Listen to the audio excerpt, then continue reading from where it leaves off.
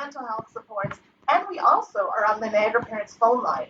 So if you have any questions about anything that we talk about today, you can give us a call to.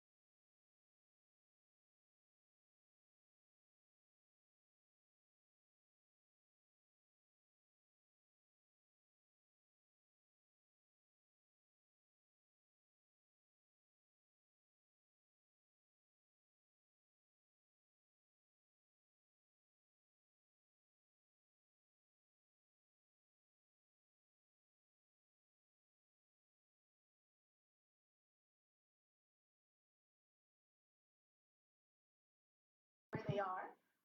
Let's talk about what's on today's menu. So we're going to start with talking about what are the signs of readiness for your baby to begin with introducing solids.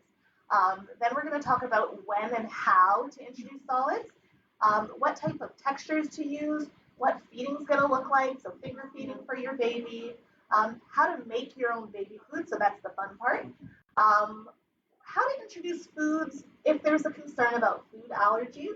Also, cow's milk, water, juice, those type of beverages. When and how do we get started with that? Also, how to make feeding a positive experience for both you and your baby. And lastly, we're going to wrap up with showing you guys some of our online resources to help you long beyond this chat. If there's anything more that you want to know, hopefully we'll be able to give you the resources to support you from today and beyond.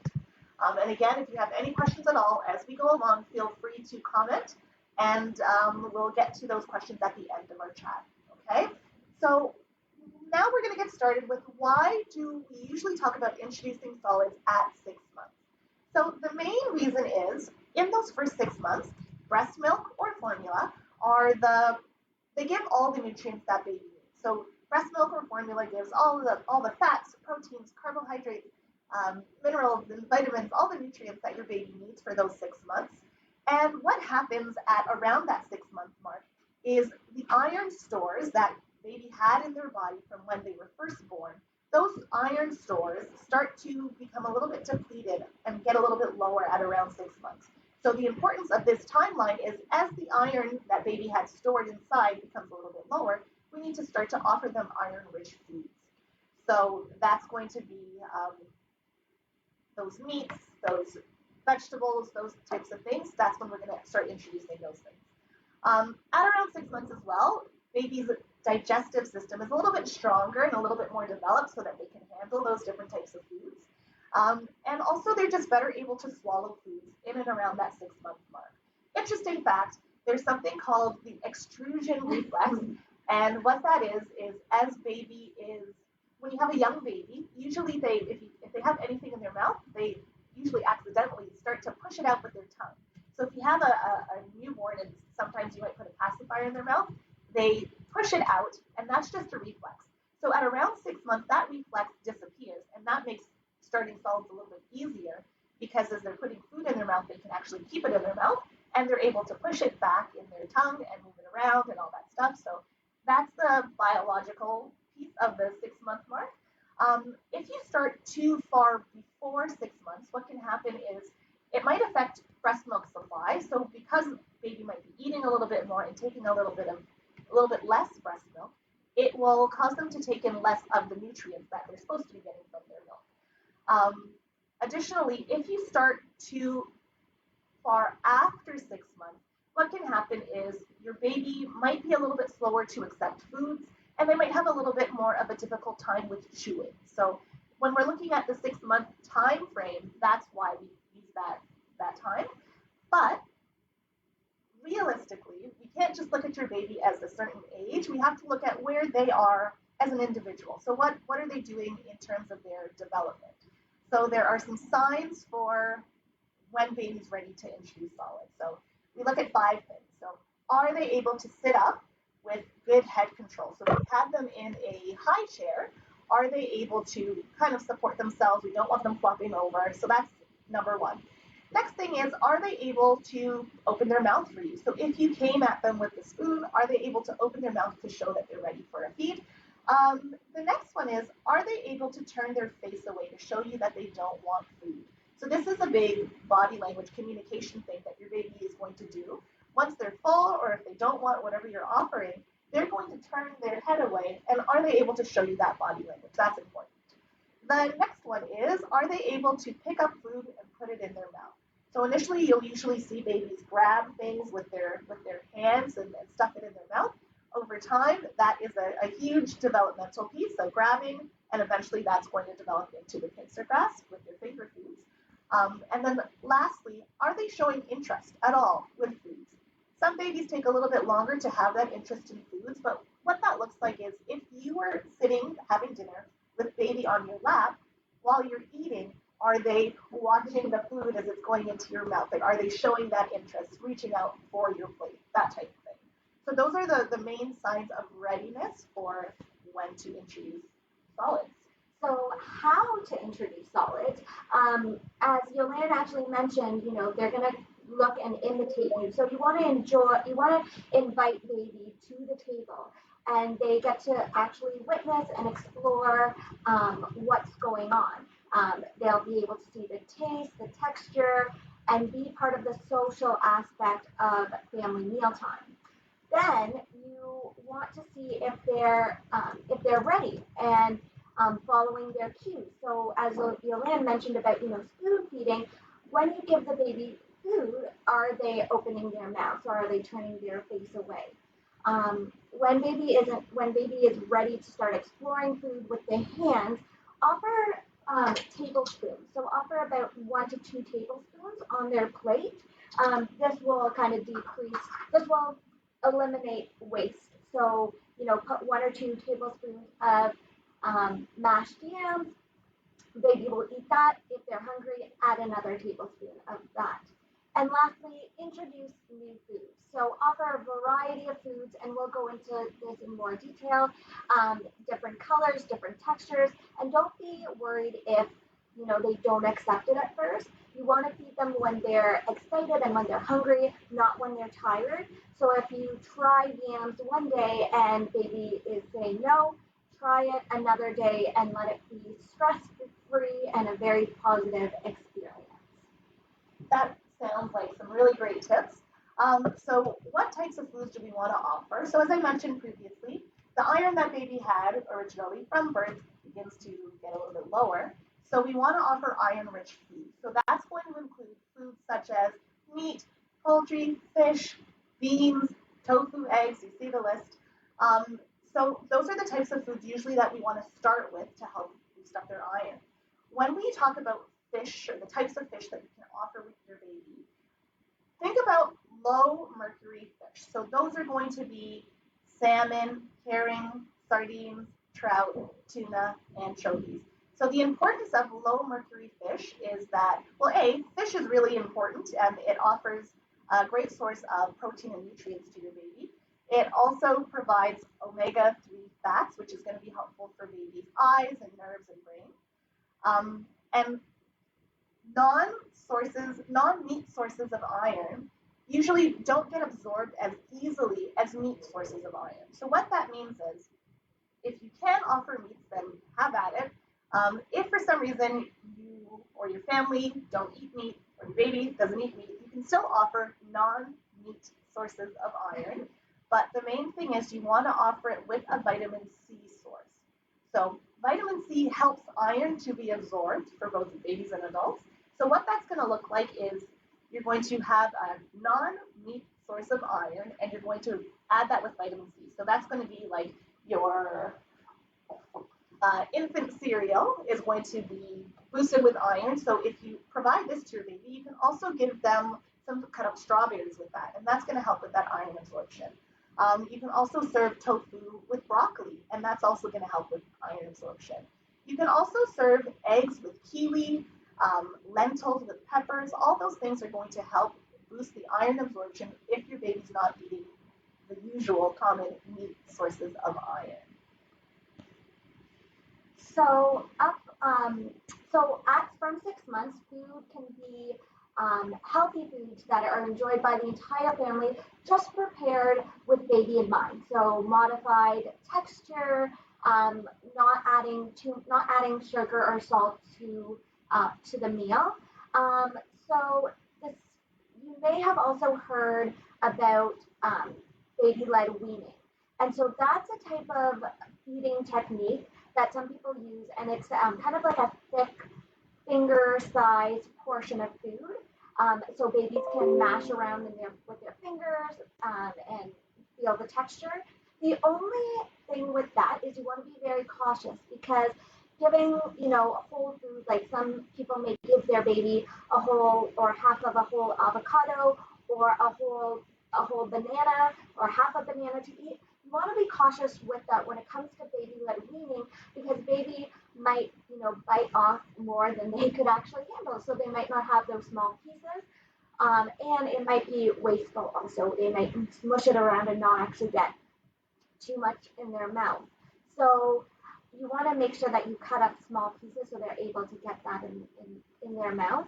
There are different types of textures up on the screen that you can see. So there's thinly sliced, there's ground, there's lumpy, pureed, mashed, and dry cereal. So just to introduce those different textures, by 12 months, your baby should have been familiar to all these textures and be able to enjoy a meal with their family. So if you have meat, just finely chop it up or grind it. If you have cheese, grate the cheese or cube the cheese. And anything like melon balls, you want to cut and make sure that they're able to safely eat those foods. So when you do grate your foods, it's they're in tiny little strips, and that should make it really easy for your baby to be able to gum at. I don't know if you can see that very well. We've got some grated carrots and some grated apple, and then we'll show you what you can do with the egg in a little bit.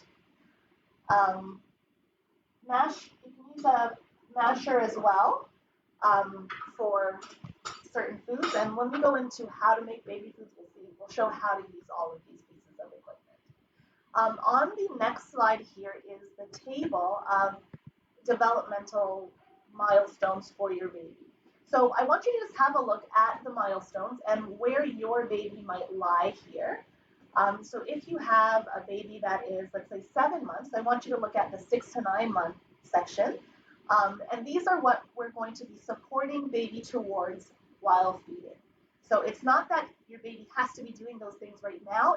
These are the things that we're going to be supporting our babies with up until they get to their next stage. So again, feeding is not supposed to be a stressful time, and it's okay if it takes a little bit longer to get to certain points. That's fine. What matters is baby's learning and developing. So keep that in mind when you have a look at the chart. Also with this chart, this came from the Canadian Pediatric Society website. I'll give you the website once we're done sharing our online resources. And this will help you to, it'll just give you a lot more resources going forward and what to look for with your baby. And it's not just about feeding. They have resources about anything to do with children and parenting. So one of the concerns that we heard, it was a question that was submitted in advance, was from Alicia, and it was around gagging. And Alicia, you are definitely not alone with this. Many parents have a lot of anxiety when it comes to gagging or what they think is choking. So we're gonna address that today. So gagging is actually a natural reflex that helps the baby from choking. So gagging is different than choking, and it means it's a sign that baby is kind of learning how to move the food around in their mouth. and also helping them get food out of their mouth, which is a technique that you want them to have. So as babies have different textures in their mouth, what happens is that the food gets to the back of their throat before the swallowing is triggered. So that what causes that gag or cough. So as long as you are sitting with your baby is not distracted, they're sitting up in a high chair at a table, the likelihood of a baby choking is actually the same as an adult. So just understand that this is new, it's something new in their mouth, not to feel too stressed out about it, but of course you always want to be with your baby at all feeds, no matter what. Um, Other tips is make sure that you cut the food at an appropriate size. So cut them into maybe smaller pieces. If your food's eating or baby has a spoon or both, make sure that size of the spoon is appropriate for their mouth and they're not getting too much. Um, and and you just want to make sure that when you're feeding them different fruits and different vegetables that they're soft, they're steamed, they're able to be mashed and gummed properly. Remove any bones from fish or meat.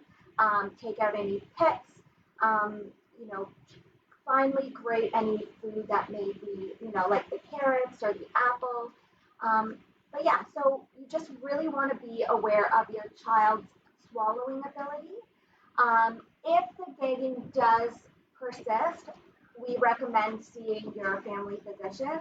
And lastly, knowing how to handle choking for infants or CPR, we strongly encourage parents to participate in one of those courses. But again, it's a stressful time for parents. So sometimes, take a breath. Babies kind of sense that. So stay with your baby, take a breath, know that they're there, know that this whole new thing is happening in their mouth. But feel free to contact your doctor if it seems to be a constant thing. Right. And you mentioned removing pits from fruit, thinly slicing peanut butter, chopping up grapes. What would you say about hot dogs or sausages? Because that's a really common food. Yeah, so hot dogs are actually one of the most common fatal choking foods. So if you do decide to give your child a hot dog or a sausage, you want to make sure you slice it in half and then chop it up into pieces. Don't just chop it whole. Just slice it first and then chop it into smaller pieces. That's actually a great question. Okay. Well, thank you for that. So going forward, so now we get to the fun part, and making your own baby food. So what does that really look like? So we've got a couple of props available here. The main thing that you guys need to take away from this is when you start making your baby food is cleanliness is really important. So we're going to start with clean hands, clean countertop, clean equipment, just making sure that we're ready and prepped in order to start it all. So when we do get started making our baby foods, you don't need to add any sugar or salt. So we want babies to get used to the natural taste of, let's say, apples and carrots and even eggs. Just getting used to those natural flavors are going to be helpful going forward. So don't worry about adding sugar or salt initially. As baby gets a little bit more comfortable, and you get more comfortable with feeding baby different textures, different foods, slowly you can start to transition baby to eating from the family pot. And so we also often get the question about offering baby spices. And so yeah, if your baby is eating from the family pot, then yeah, they might be eating a little bit more of the family foods that might include garlics or curries or anything like that, but that's fine, but it's a step by step, so you'll get there. When you do start sharing your food from the family pot, you just want to make sure to alter the texture of those foods for your baby. So you want to make sure that you're cooking those foods extra long, so that they're nice and soft for baby to chomp at them. So most foods need to be cooked. So the more firm foods, you're going to steam them or boil them or broil them. So like carrots, those are a good one that you might want to cook really well. Soft foods can be mashed without cooking. So like banana That's a really easy one that Nadia's got going on here. So you can mash banana, you can mash avocado, you can mash mangoes, and that is a really easy way to get started. So often people start with pureed foods, maybe from a jar, or maybe they're pureeing in a blender. You could actually give it a try to puree some, and you can also mash some. So when it is mashed, it's almost pureed and it's just got a couple lumpy textures to it. Chances are your baby can handle that if it's just lumpy and they're not big chunks. We did get a really great question. How long do you just stick to purees? And what I would say to that is when you're offering initially, usually people will start with just the cereals. Um, as you progress on, you can have cereal and a little bit of mashed or a little bit of grated something else. So you can do the first week or two until both you and your baby are comfortable with this whole new setup, and then right away you can start offering lumpier texture. So you don't need to stick to puree for the first 2 weeks. You don't need to stick to it for the first month. You're going to use it. You're going to have purees just initially until you guys get yourself situated. So the next piece that you need to think about is washing and peeling fruits and vegetables. So that's super important as well. Special equipment isn't necessarily needed. So you can use a blender, you can use a food processor. You don't need to use high-tech, expensive equipment. A grater is fine. When you're using a grater, just think about what size of the food do you want. Do you want the big holes? Do you want the little holes? You can manipulate that. With a masher is going to give you as smooth of a texture as you want. A fork, as you see here with the bananas, a fork can give you as smooth of a texture as you want. So you can kind of play around with it. As Nadia mentioned earlier, you're going to be mindful of what your baby has already been introduced to, what your baby is capable of. So if we know that your baby hasn't had a lot of chunky textures, you don't need to puree it all the way. You can use a fork and just get at it really well. So it's still a little bit lumpy, but not chunky. So you can manipulate that a little bit as well. And again, in terms of adding salt and sugar, initially you don't need to do that. That's something that you can think about as baby starts eating from the family pot. If you've already started boiling your food or cooking your food or your chicken and whatnot, then that's what you can offer your baby. But if you're just quickly preparing stuff, you don't need to add any additional flavors. We do have here. We do have also a really great resource that we do like to share with parents. It's called Feeding Your Baby, and this resource is created by Best Start, and it has all of these tips that we have for you today. It's all in there. So later on, if you want to send us a DM, we can send you the resource directly to you. It's got everything that you need in terms of allergies, preparing food, all of those. So that's that in terms of how to get started with creating your own foods. On the next slide here, I just wanted to show you a picture of what it might look like when you do start offering your baby foods. So very, very small portions. So this is only 1 tablespoon of each of these foods. So we've got cheese and egg, broccoli and chicken, and some yams.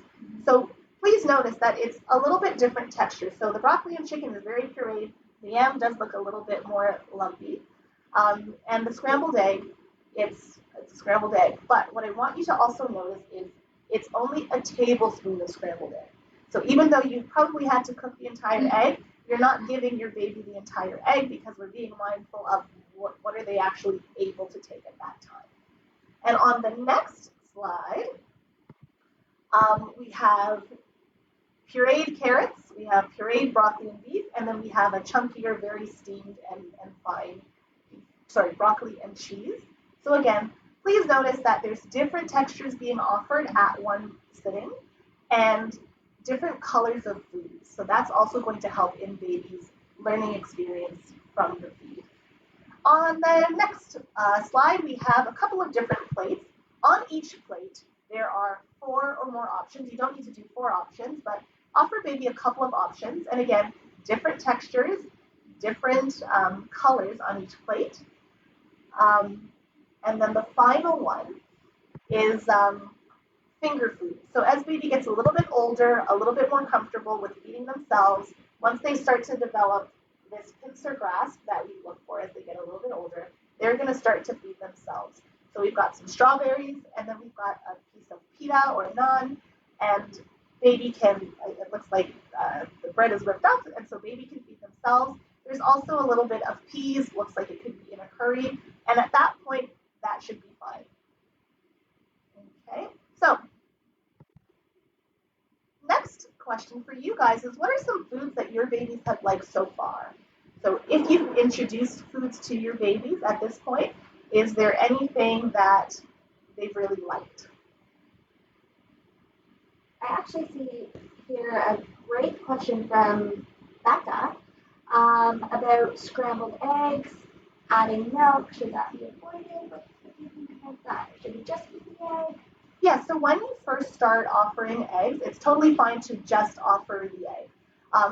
When you are offering foods that you want to blend and puree, you can add water or you can add milk or breast milk to thin them out. But for something like scrambled eggs, you can do just the egg. And another option is, if for some reason your baby is not really taking to scrambled eggs very well, consider offering hard-boiled eggs. And we can chop them up with a knife, or we can mash them up with a fork. And again, just depending on what your baby likes and what they're capable of, you can either chop it up and then offer it with a spoon, or it can be a size that they're able to finger feed themselves. So there we have very easily created a meal right here. We've got eggs for your baby, we have apples, and then the carrots. The only thing I would say about the carrots is we might want to boil them a little bit to soften them up. But there's your feed right there. Yeah, we have some apple puree. It's apple season now. That's great. And some smushy raspberries. So that's good. So it seems like very fruit and healthy things that babies seem to be enjoying right now. Perfect. So we have also had a couple questions about when to offer what. So on the next slide, we have a sample menu. So this is just a guideline of what it might look like once you have started introducing solids. So what I want you to notice on this slide is that baby is getting their breast milk or formula throughout the day. So that is not going anywhere, even though they started eating real foods. So in the morning, if they wake up super early, you're going to start with a feed. Let's say that might be at 6 a.m. for some of you.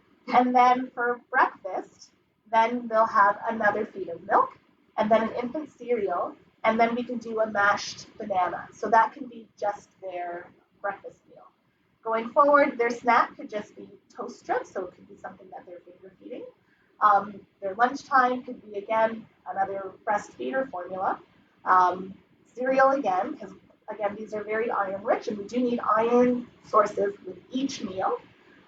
Then we have a minced hard-boiled egg and mashed sweet potatoes. As another snack, we can do an unsweetened applesauce. So an unsweetened applesauce, you could purchase them, or you can make that yourself with apple and a blender.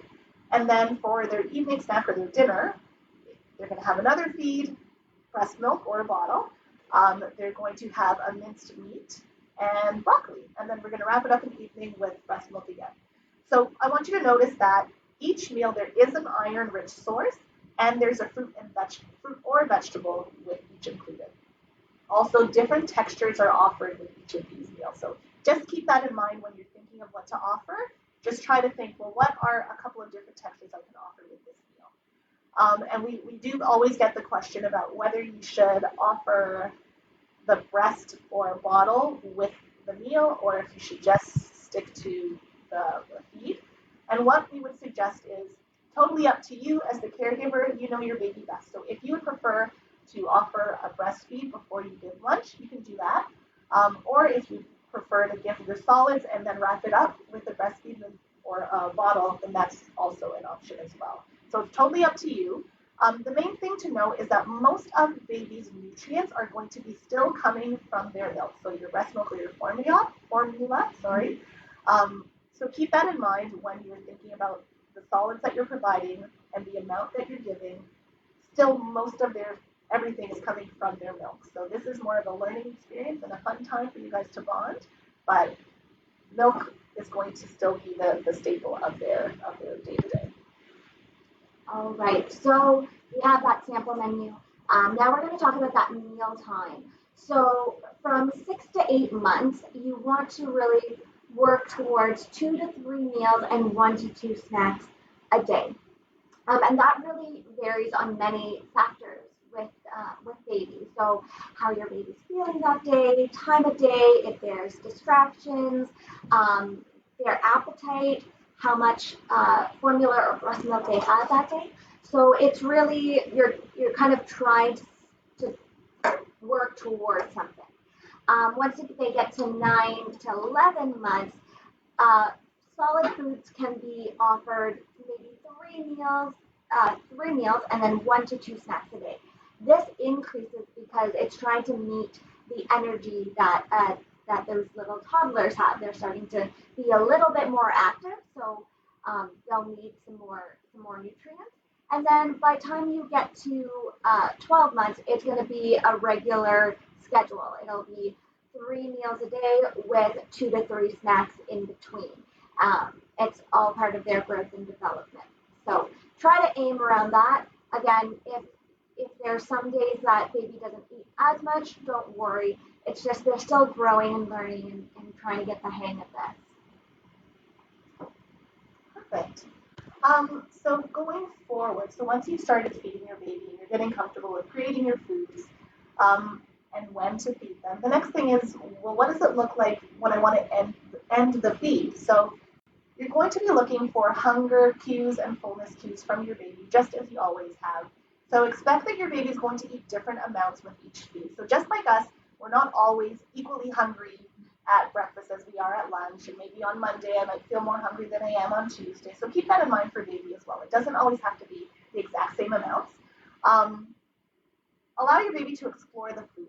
So what that means is, yes, I might be feeding baby with my spoon, but you can also let them get in there too and make it more of a sensory experience for them as well. So they're going to have a lot of fun touching and feeling it. They're going to have fun feeding themselves. They might rub it all over their face or all over their tray. This is all a part of the learning experience. Again, try not to pressure them into feeding too much. It's about them learning. It's about them having a positive experience. So don't worry too much about feeding them until they're full or feeding them until they're finished. Because as we mentioned before, a lot of these foods they're only going to be having 1 tablespoon of. Please pay attention to your baby's hunger and fullness cues. So as I mentioned previously, what does that look like when they're hungry? Chances are they're going to be leaning forward, maybe reaching out to you. If they're full, they're likely going to be turning away from you. Sometimes they'll be spitting the food out. Use those signs as a clear indication that the feed is over. It's okay if they've only had 1 little bite. That's fine. Again, most of their food is going to, or most of their nutrition is going to come from their breast milk or formula. So if they only try 1 little piece of egg and they're over it, that's fine, move on. There's always another day. Okay, so storing your food. We talked a lot about making it and cleaning it and all those things, but babies and young children are very vulnerable to foodborne illnesses, so to food poisoning. And this is because even though their digestive system is ready for food, they're still growing, they're still learning what's going on, and their immune system is still developing. So, and also babies, they don't have the stomach acid to kill the bacteria like adults do. So it's super important that we store and freeze our food properly, and when you're reheating other foods, that you reheat them properly to their internal cooking temperature. So, for example, if you make baby food and you prepare it, you want to make sure if you want to refrigerate it after baby's eating, you refrigerate it right away in a tight sealed container. So I have just a nice lid, and this could be stored up. It could be stored in the fridge up to 2 days. So just make sure it has a nice tight lid on it, and it'll be good to go. Whatever it may be, make sure it's heated properly if it needs to be heated.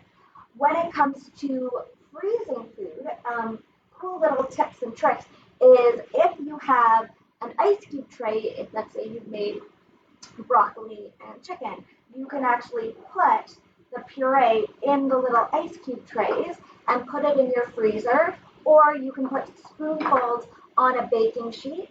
Make sure those are frozen. Once the ice cubes or the lumps of baby food are frozen, take it out, put it in Ziploc bags or sealed containers, and those items can be stored in the freezer for up to about 2 months. When you're thawing food, do not thaw baby food out on the counter. Again, it'll have that bacteria, so avoid that.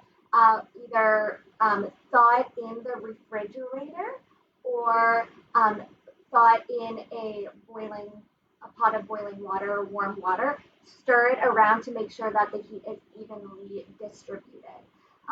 Another thing is that if you are feeding baby from a jar, if you have jar baby food, make sure you take out the amount you think baby will eat. Do not feed them direct. Do not dip the same spoon that you're feeding baby. Again, the bacteria will get into the food and it's not good. So take out as much as you want and then seal it back and put it in the fridge. So don't have baby's saliva touching food that they might not eat.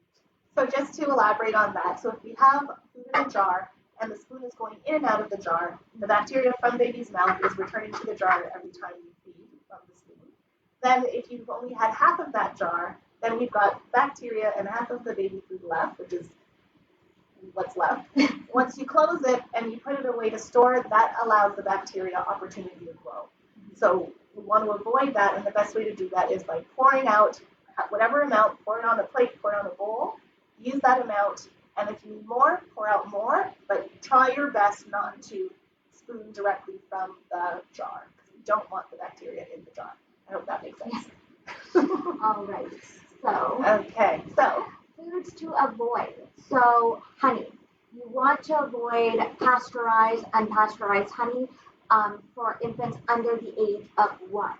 This even includes baked goods or any food that has honey in it. There is a food poisoning specifically for children called infant botulism. It is rare, but if your infant does get it, they will be hospitalized. So honey, unpasteurized, pasteurized should not be given to an infant under the age of 1.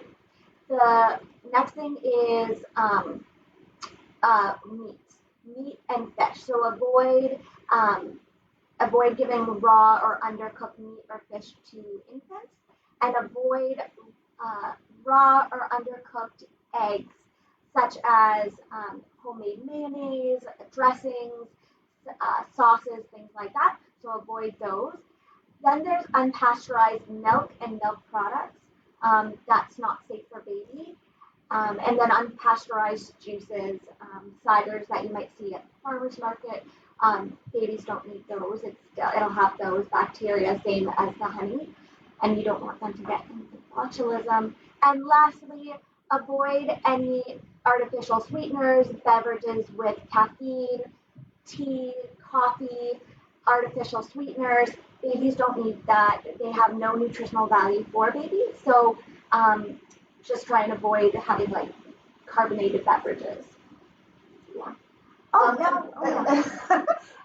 then we usually get a huge amount of questions about food allergies. So I'm sure there will be more questions coming, but if you guys just want to listen extra closely here, this is a big part of it all. Yes, so when it comes to food allergies, babies are at higher risk if mom, dad, or brother or sister have been diagnosed with eczema, asthma, a food allergy, any allergies to like animals, dust, pollen, etc. However, babies are at low risk if direct family members have not been diagnosed with eczema, asthma, or any other food allergies. Can you say that again, please? So, babies are at low risk if, direct family members, including mom, dad, siblings, have not been diagnosed with a food allergy. Of course, if you're nervous or if there is if your family does have food allergies, talk to your doctor, no doubt. But the risk is very low if there are no food allergies in the immediate family. And then research also shows that waiting later on to introduce allergenic food, it does not prevent them from getting allergies, high-risk babies or low-risk babies. So 6 months is safe for them to try allergenic foods. So allergenic foods includes things like fish, shellfish, wheat, sesame, mustard, eggs, milk, soy, peanut, and other nuts. And some of these things, such as the wheat, they've already been introduced when they've had those iron fortified cereals.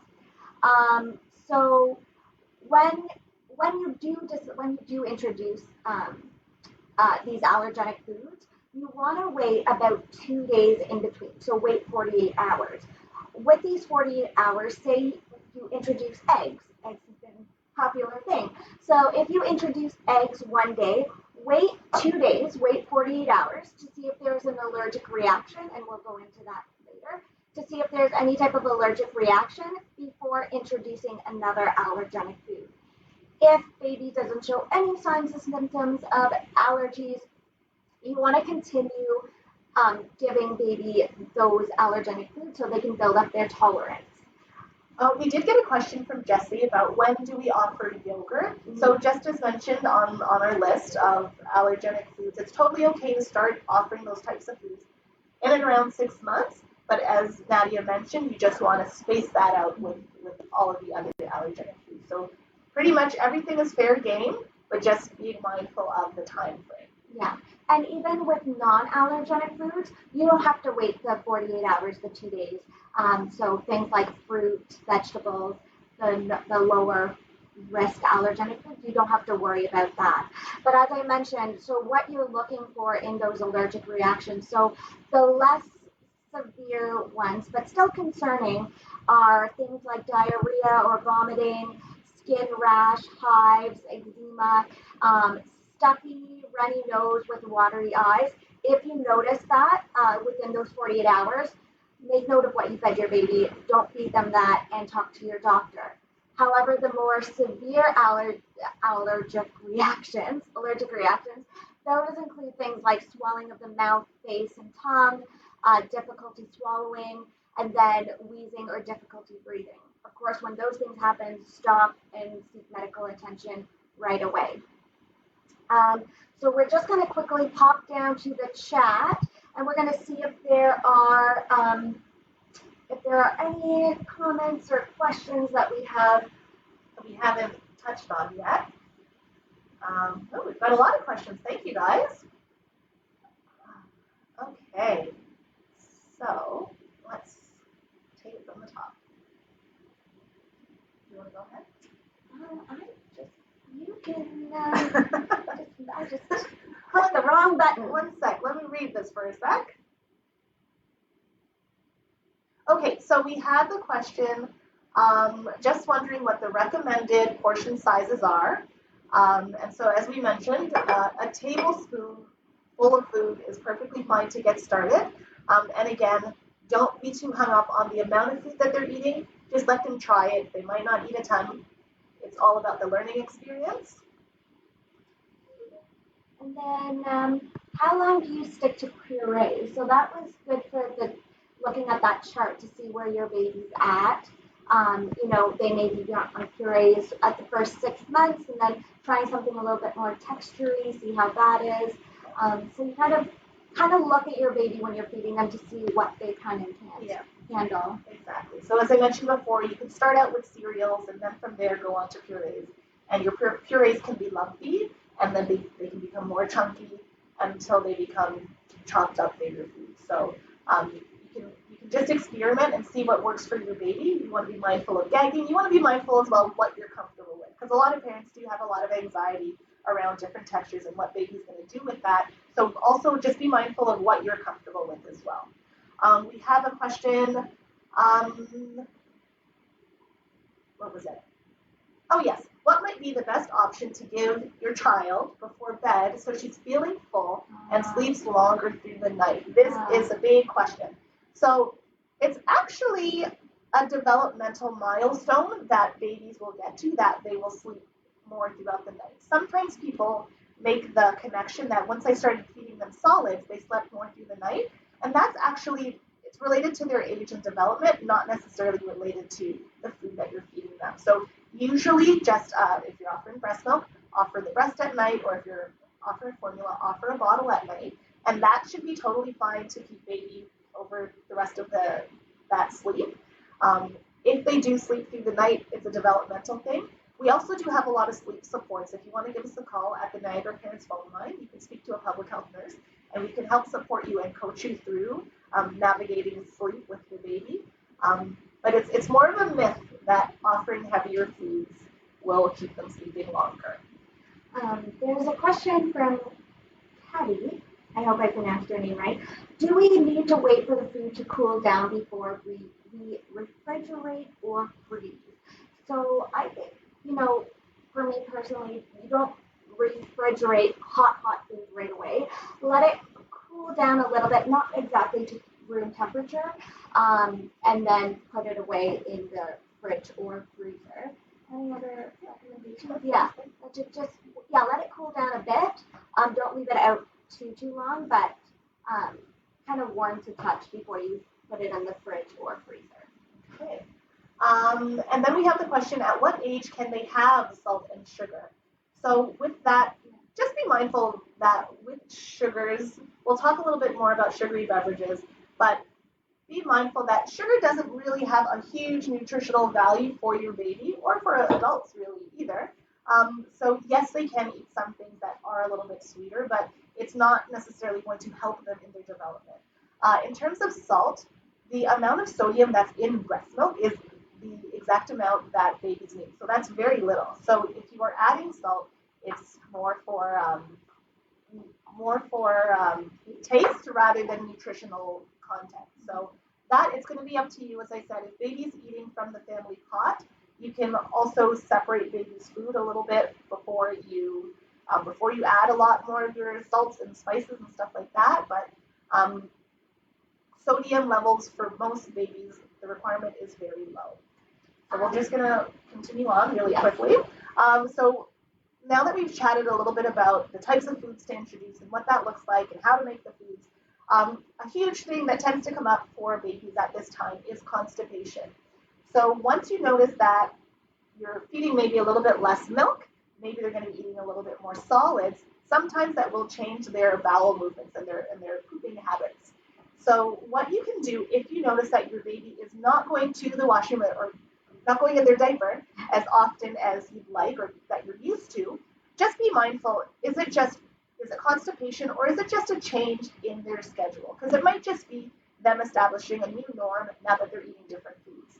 But some tips to help you with constipation, if that's what's going on with your baby, try to offer more fluids. So in the next slide, I'm going to go into how you can start offering water and different fluids to your baby. So increase the fluids, including your milk. Increase fluids to help baby and their pooping schedule. Offer more foods with fiber. So you're going to want to offer more whole vegetables or fruits instead of juices.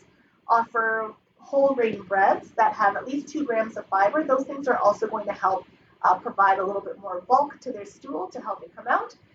If you do have a constipated baby, you can try prunes or prune juice. You would just use a 1/4 cup of prunes, and that should be enough to do the trick. And if you're offering prune juice, you don't want to give anything more than 3/4 of a cup of prune juice. Usually that works for most babies.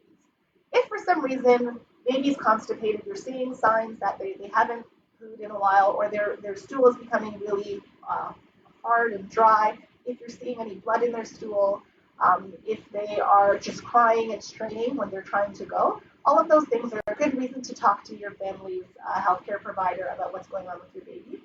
And I will say, never put anything inside of baby's rectum to help get the stool out. It's better to talk to your doctor because there's always a risk of injuring the inside of your baby. So if there's a concern of constipation, take him or her to the doctor and have that sorted rather than you fishing around in there to try to fix that. So that's how we support baby with constipation. So going forward, what does it look like when we're introducing other fluids? So introducing water is a big moment in their introducing solids. So once we're having new foods, we want to also include offering baby or water from an open cup. So what that's going to look like is a small amount of water, and you're going to support the cup and help baby to drink it up. So what that's going to look like is they're just going to be lapping it up. Right now, they haven't fully gotten the idea of how to support the cup and drink by themselves, but it's just an additional skill that's helpful for babies to learn during their development, as we saw in the chart previously. So you're going to offer any drinks other than breast milk. You can offer them in the open cup by 12 months. Beyond that, sippy cups don't necessarily offer a lot of new skill development. When they're drinking out of a sippy cup, it's basically the same motion as if they were drinking from a bottle. So they're not necessarily learning anything new. So the importance of the open cup is it's a new skill, it's a new So learn how to swallow, yes, all that stuff. a lot of coordination going on. So that's something that begins once you start offering food. So you can start offering water at 6 months once you've started offering solids. And now, along with that is when do we start offering milk? And by milk, I mean cow's milk, homogenized milk. So usually around 9 to 12 months or 10 months is when you would want to start offering homogenized milk. You can definitely speak to your family doctor about what is best for your baby.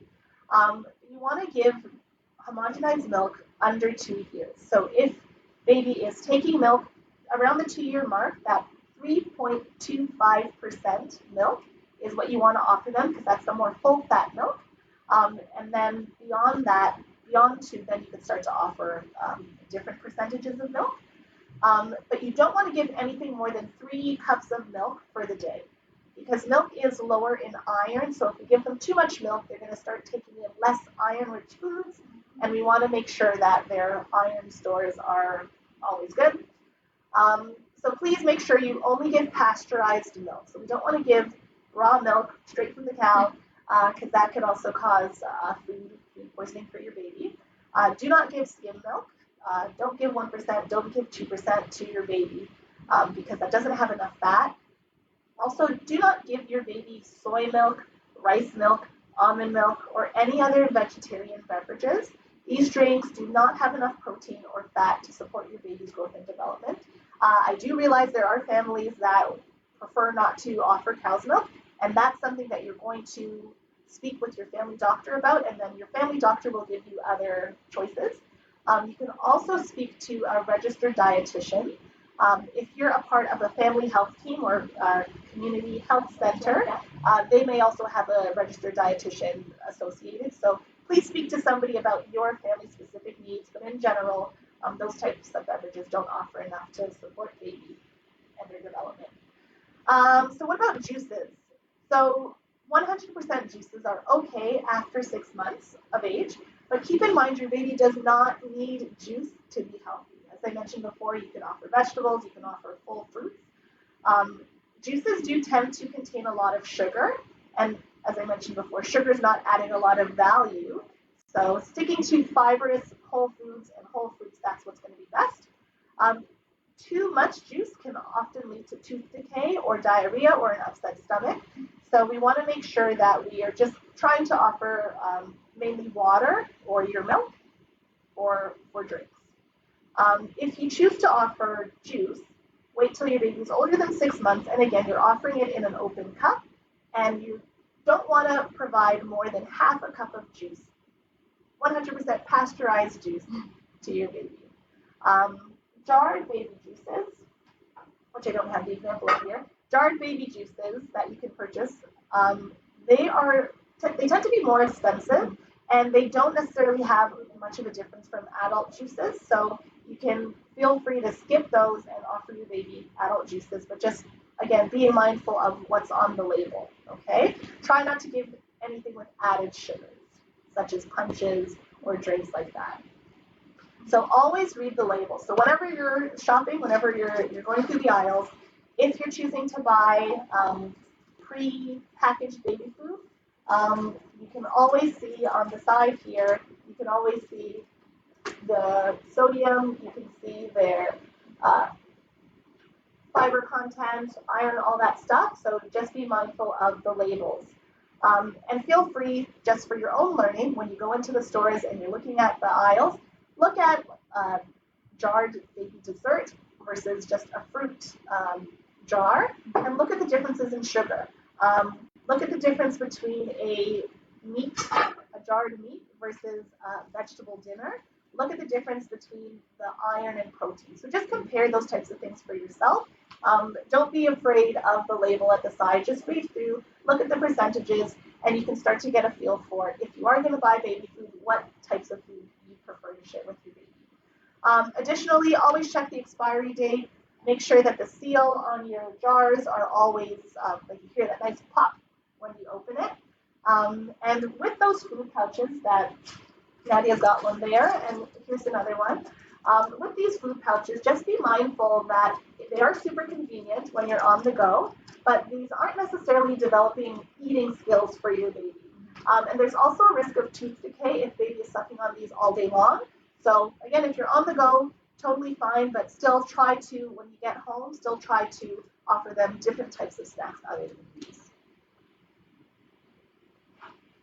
All right, so we're getting close to the end. We just want to take a moment to talk about, building that positive feeding relationship. So for parents, your job is the kind of the what, where, when you're feeding your baby. What foods are offered? So today we went through a variety of different nutritious foods that you can offer. Then when to offer meals. So again, we've talked about, that kind of schedule about depending on the months of your baby, how when to offer, how many meals a day, how many snacks, and lastly, where the food is offered. You want to make sure when you're feeding babies that they're not distracted, they're sitting upright, they're not in a car, they're not, laughing or crying or playing, they're being attentive. Now, your baby's job, they have little jobs that they have to stick to also, is that whether they eat and how much they eat. So they get to kind of decide whether or not they want to eat. Babies are very in tune with their body. Just like adults, there are days that we are more hungry than others. Just trust your baby and how much they eat. So again, we talked about those factors, how baby's feeding, how much milk or formula they had, if there are distractions in the house. So they will kind of tell you how much they want to feed. So sticking with, your individual jobs and your roles, just make sure, it's a learning experience for both of you. Take a few deep breaths. It's a little bit overwhelming for both. So you're in this together, and just make it a positive experience. There will be good days. There will be bad days. There'll be messy days. Also with the messy days, if you have anxiety over the messiness that may ensue when feeding baby, maybe cut open a garbage bag and place it around the feeding area, so around the high chair. Some parents decide to feed their babies just with them in their diapers, or some parents actually have these feeding bibs that they put on, and it's reusable and they can wipe it off. You kind of choose what suits you best, and it's going to get messy, but it's all part of the fun. And so this kind of ties into a question that we got from Karen, asking about your 11 and a half month old, that he's not necessarily drinking a lot of milk or water. Do I keep offering him as much as possible? So just as Nadia had mentioned, so parents or caregivers, you guys are going to decide what type of food to offer and how often you offer. And baby is going to decide whether or not to eat. So we don't want to turn it into a pressure-filled, stressful situation. So all you can continue to do is offer it as often as you can. And you can keep an eye on if he's having less and less poos or if he's becoming constipated. But if all of the bodily schedules are normal, then I wouldn't worry too much about him not taking it as much, because as you mentioned, you're breastfeeding. So the thing about breastfeeding is you can't always see the amount that they're taking in. It's a lot easier to see it in a cup or in a bottle, but we can't know for sure with exclusively breastfed child. So the best way to know is he peeing and is he pooing? And if he is, then you can still, as I said, continue to offer as much as possible, but try not to make it a high stress situation for him. I hope that answered your question. Okay, so again, we talked about this, that use this time to get to build and learn about your baby. Let your baby touch, feel, taste all these different textures. And it, it'll be a little messy, but we've talked about that. During feeds, when you're feeding baby, try to sit at eye level with them. So of course, if they're in a high chair, make sure you're sitting on a chair that's kind of eye level to them. And when you're feeding them, talk about the colors, talk about the textures, be excited about feeding them, and make it a positive experience. So just, be one with baby and enjoy it. And, if it's, pureed food that you want to eat, like maybe you have a spoon for yourself and eat too. I had mentioned bringing baby to the table with you. So if baby older brother is having snack time, older brother is sitting at the table and baby is sitting at the table, and baby is looking at older brother open his mouth and chew the food. So it's a fun time. It's a fun learning experience. It can be a family bonding experience. So just trying to keep it, again, low stress, keep it fun. As I mentioned before, a lot of parents are a little bit stressed out about the whole feeding thing. And just know that everybody feels the same way. Nobody knows what's going on. Everyone's just experiencing and trying. So just try to shake out all the nerves and take a deep breath before you offer that spoonful. So the next question is for you guys. We'll continue to read through the questions that you give, but a question for you is, how do you make your family meal times fun? So are you including the baby? Is the dog at the table? Like, how are you making meal times fun? Hopefully you'll be able to share ideas in the comment section for other families to learn from. And while we're doing that, I will just go through some of the resources for you guys that are going to be super important going forward. So where to find answers beyond this chat. Hopefully you've gotten all the answers that you needed, but if you haven't, unlockfood.ca is an amazing website. It was created by the Dietitians of Canada. So if you go to that website, it has everything that you need. You can just type into the search bar. You can type in picky eaters. You can type in peanut butter. You can type in whatever, and it's going to give you articles on whatever you need, and you'll find a lot there. The next one is Best Start. So Best Start is a website that offers parenting resources, again, for anything to do with feeding, anything to do with maternal mental health. It's got a ton of great resources. Additionally, TeleHealth Ontario. You can call TeleHealth Ontario. You can speak to a registered dietitian there, and telehealth is available 24/7. Your family doctor or healthcare provider, you might have a nurse practitioner or a midwife, you can also speak to them about supporting you with any concerns that you have in relation to feeding, allergies, anxiety, any of those things. And then finally, didn't want to give you too many resources, so we stuck with 5. The Canadian Pediatric Society, their website is called Caring for Kids.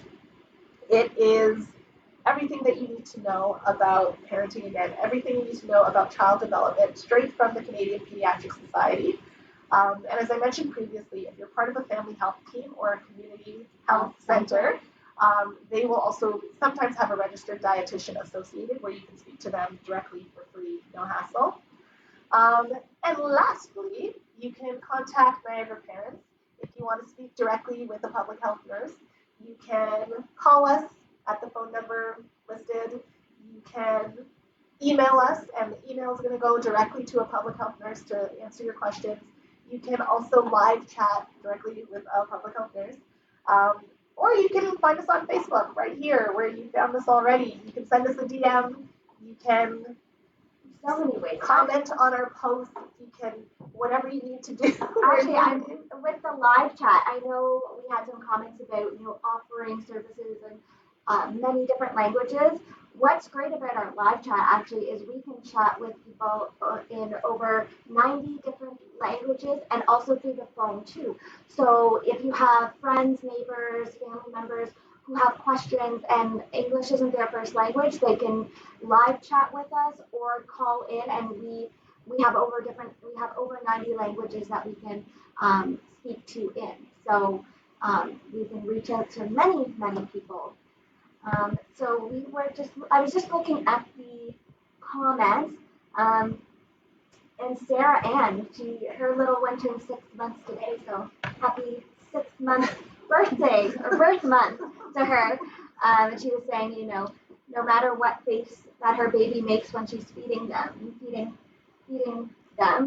she says, yum, yum, yum. I remember doing that all the time with my nieces and nephews when I'm feeding them something that does not look great, but what other questions and comments do we have? Oh, one comment that maybe you can answer is about smearing peanut butter on your arm or on your face. I've heard that many a time. What's that all about? Yeah, so that is a really great question. So the thing about those allergic type foods is the reaction that you get on the skin might be different if they ingest it. So it's not necessarily going to give you any definitive answers until you actually offer the food. So you could just be wasting a perfectly good smear of peanut butter. And I've had some people actually tell me that it makes them more comfortable to offer, let's say peanut butter, for example, the same day that they have a doctor's appointment or anything like that. So do whatever helps you feel good about something that is stressing you out. But realistically, you just offer it internally, offer it on a spoon and see what happens. As Nadia mentioned, you're waiting 48 hours to see if there's a reaction. And your baby is at a low risk for having allergies to certain foods if no one else in the family has allergies to dust and pets and foods and stuff like that. So keep that in mind as well. I know that a lot of people are really anxious about that, but try to do your best. As I said, give us a call if you need any support over the phone to help you through that stage, but you can just try to offer it as a food rather than as a topical. What about Karen said that she has an 8-month-old and he eats solids 3 times a day? Wow, that's good. How are you, what are your thoughts around that? I'm assuming that's good. That seems good. Yeah, so that's fantastic. So again, just continue to offer as you see fit. Offer iron-rich foods. Don't force him to eat too much. If he's willingly eating 3 times a day, then that is fantastic. Just continue to make sure he's drinking lots of water so that he's not going to have any concerns with constipation or anything like that. But well done if your child is really getting into solids like that. Good for you. I'll let you read through something. Okay, so we have a question from Shampa. My son is 9 months and he doesn't eat anything at all. What's your suggestion? We offer food 3 times a day. So when we have a child who is refusing different foods, we want to make sure that they're still getting lots of milk. If they're being breastfed or formula, whatever the case is, hopefully they're still getting some nutritional value from that. B, we want to start trying with iron-rich foods because we do want to help boost up their iron stores. Then I'd also speak to your doctor about concerns that you have because we do want to get him comfortable with starting to have different textures. What I have noticed with some babies who do refuse food is that they want to be a little bit more involved, a little bit more in control. So if you have a parent who wants to feed with the spoon every time, and maybe this baby wants to be a little bit more involved, they might refuse the spoon because what they really want is to get in there and feed themselves. So that could be an option to kind of troubleshoot your situation, as maybe trying to leave him there, let him have that mess and see if that will get him to be a little bit more interested in food. But as I mentioned before, you do also want to speak to your doctor because we want to make sure he's not, if there's no concerns with iron deficiency or anything like that. That's a really great question, though. I'm glad you asked. Alicia, her daughter, is 5 months and she's feeling confident about starting, so that's good. I'm happy we helped you out. And there's another question about homogenized milk. I don't know. So Karen asks, when introducing homogenized milk, do I replace one of my breastfeeding sessions with milk instead, or just offer at solid meal time along with water? So when you're starting to introduce homogenized milk, fantastic question. It can just be a snack. So it doesn't necessarily need to be a part of the main 3 meals. It can be one of the snack meals. So you can still offer breast milk. And then on top of that, on the side, you can also offer him or her a cup, an open cup with homogenized milk. So again, with that as well, it's mostly going to be the learning with the cup because he's still getting a ton of the nutritional value from your feeds. So just as a snack to start out with. And then slowly it can start to increase. You might start to notice a change in the milk that you're producing as your baby gets older, depending on if he's eating a lot more, drinking a lot more, maybe your milk supply will go down. So you can kind of adjust the amount of milk that you provide to baby depending on your supply. But again, I think I mentioned already, you don't ever want to give more than 3 cups of milk to your baby because homogenized milk is a little bit lower in iron, so we want to make sure that they're still getting tons of iron-rich foods. Let's see here. What else do we have? My little guy will be 5 months on Saturday. This is fantastic timing. I'm glad that we caught you right on time. So it seems like timing is great for everybody. Great. So you'll be prepared. So a question that we have from Teddy: how do you rinse their mouth when eating nuts? I have a severe allergy with nuts. Okay, so when you are offering baby pretty much any food, actually, I'm glad you mentioned any food at all, it is a great idea to also rinse out their mouth or use a wet face cloth to kind of use your finger and wipe around in their mouth. In terms of rinsing out, you can offer them milk, you can offer them the open cup with water, but I would say the main thing is wiping out with a wet face cloth. This is also going to help with tooth decay. And now if there was a mild reaction to anything that you give to your baby, first things first, speak to your family doctor. So before you think about giving Benadryl or anything like that, speak to your family doctor about what you've seen.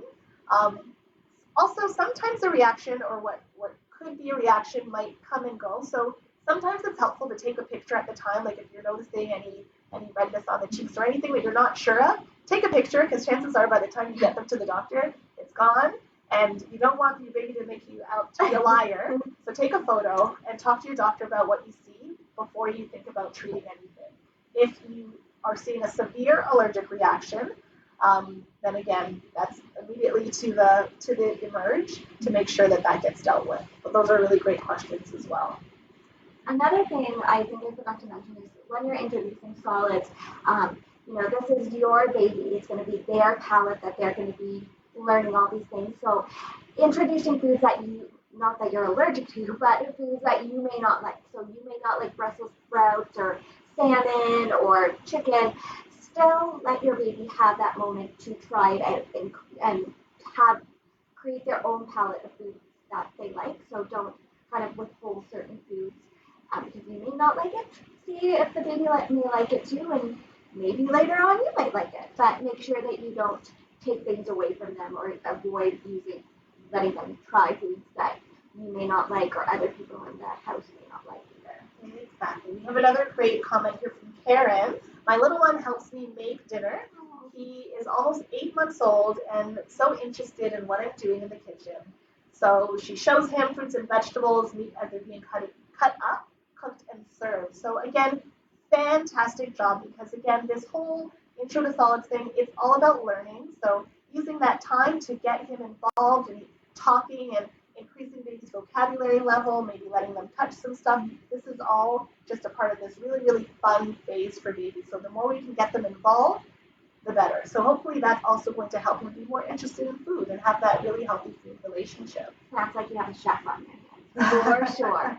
Another thing that I've learned about too is not hiding fruits and vegetables. So I know that a lot of people, there's like zucchini chocolate cake, and you kind of sneak in these fruits, and kids, it's a sneaky way to do that. You don't want to do that. You want your children to learn what they're eating and know about foods and have a healthy relationship with fruits and vegetables. So make sure, if you're doing hamburgers and you do have shredded carrots or zucchini or broccoli or whatever it is, let them know what's in it so they understand, the importance of fruits and vegetable consumption. Okay, and then we have another question from Becca for scrambled eggs. Should added milk be avoided? So once we start offering milk, you can definitely add it to baby's foods. If you're cooking with it especially, then that's fine. So once you're starting scrambled eggs, if originally I would suggest doing just the egg, but if that's how your family cooks your eggs is to add some milk, then feel free as well. A little bit beyond 6 months is fine. So before we wrap up, are there any more questions that you guys may have? Okay. I know that we had a few technical problems at the beginning, but just like babies, things are, you never know what you're gonna get on a day. So we will upload. The sound should be fine once it's uploaded. You can rewatch it again, rewatch it next month. We had some 5-month birthdays, so when 6 months, 7 months, 9 months comes along, or a second baby comes along, you have this to kind of look at, to reference to.